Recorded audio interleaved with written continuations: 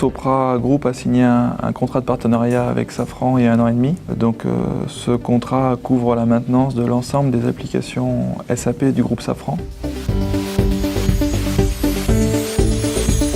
SAP, c'est un logiciel de gestion intégré, ça s'appelle ERP en anglais. Donc c'est un logiciel de gestion. Le groupe Safran est divisé en plusieurs filiales. Chaque filiale a un SAP. Ça représente une dizaine de systèmes globalement. On couvre un certain nombre de services qui sont essentiellement du support, du correctif et de l'évolutif. Et puis dans ce contrat, il y a une partie projet. Par exemple, aujourd'hui, pour la partie réparation, une partie de la partie garantie et la partie devis client est encore fait dans un système externe. Un des objectifs du projet sur lequel j'interviens, c'est d'intégrer cette partie devis et garantie directement dans SAP.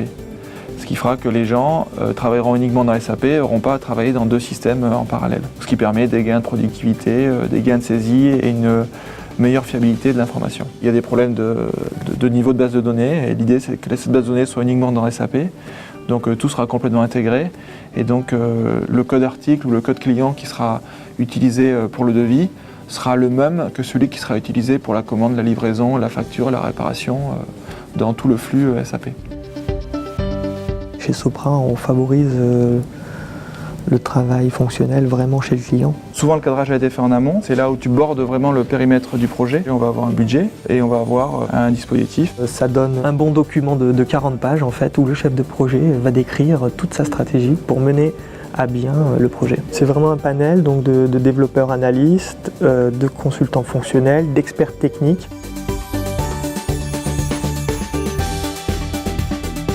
Dans un projet, il y a des phases qui se terminent avec des jalons. Et si on ne passe pas ces jalons, on ne passe pas en phase suivante. La première phase, c'est ce qu'on appelle la conception. On parle de besoins métiers. Et le consultant organise des ateliers avec les différents métiers pour demander exactement comment ça se passe dans votre entreprise. Il pose des questions, il oriente le client, il a un rôle de conseil pour pouvoir traduire leurs besoins dans le logiciel.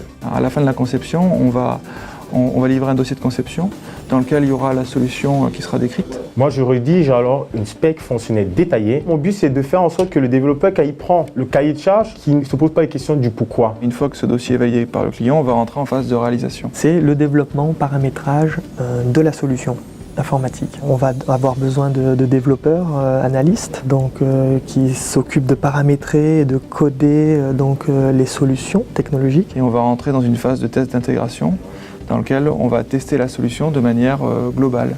Donc là, c'est plus une opération qui est faite par les consultants fonctionnels qui vont tester que la solution correspond bien à ce qui a été spécifié dans le dossier de conception. Donc, le consultant SAP intervient à chaque phase du projet. Le projet est fini, on fait un transfert de compétences vers les équipes de maintenance qui vont maintenir cette nouvelle fonctionnalité plus dans le temps. L'une des grosses activités du chef de projet, c'est vraiment la coordination. Je n'ai pas forcément l'expertise technique, je ne sais pas forcément répondre aux questions. Par contre, je sais indiquer quelle personne c'est.